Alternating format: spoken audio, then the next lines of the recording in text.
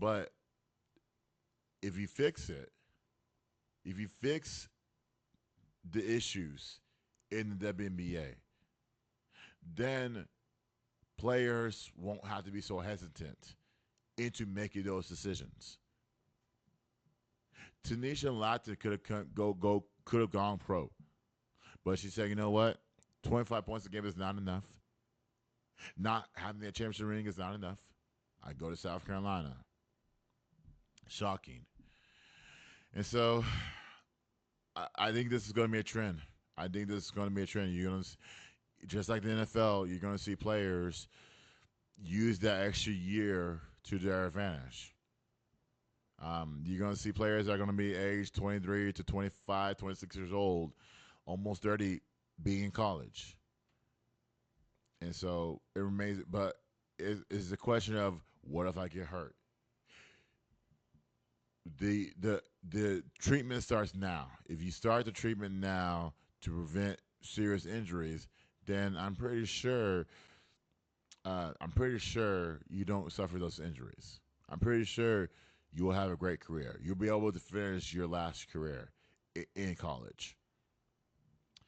Speaking of the WNBA, number two, the CBA. They started talking about the CBA last week, and I know on Angel Reese's podcast, they talked about it last month was along with DJ Carrington.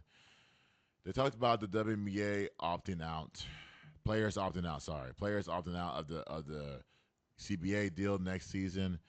Um, it, it's got to get sponsorships up and up a little bit because WNBA has done all that work to stay relevant. You're adding teams. You're adding teams of in Portland, Toronto, now Golden State, Detroit, Cleveland, Florida, maybe even Austin. Who knows? So now the thing about is that Angel, and I always said this, I have the utmost respect for Angel Reese. You're not part of those conversations. You can opt out, but the WNBA will be there. Somebody will take your spot. The spot that you worked hard for, the spot that has given you everything, and everything on top of it, you want to opt out because you're not getting enough money. Which, in that McDonald's game that I saw last week, you were there along with DJ Carrington. Y'all both dressed like millionaires. How do you wear a fur coat? You both were wearing fur coats. You both were wearing fur coats in that game last week, and I'm like, why? Why? You're not suffering for money. You got sponsorship deals. You got every deal possible. Heck, I wish I was wearing a fur coat on the sidelines. Inside. Why?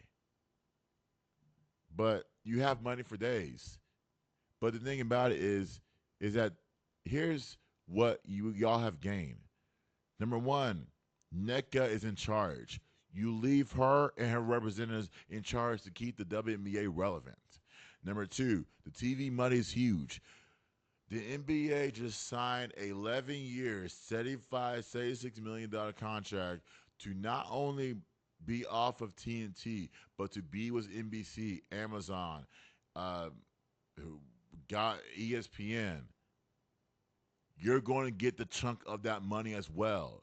How does the NBA pull that off and not give it to the WNBA? Because the NBA owns 60% of the WNBA. Keep that in mind. Keep that because the WNBA needs to stay relevant. If the players opt out now, there's no WNBA. Cancel that league. Everybody will go unrivaled. Period. And then maybe they'll move the unrivaled to the summer to replace the WNBA.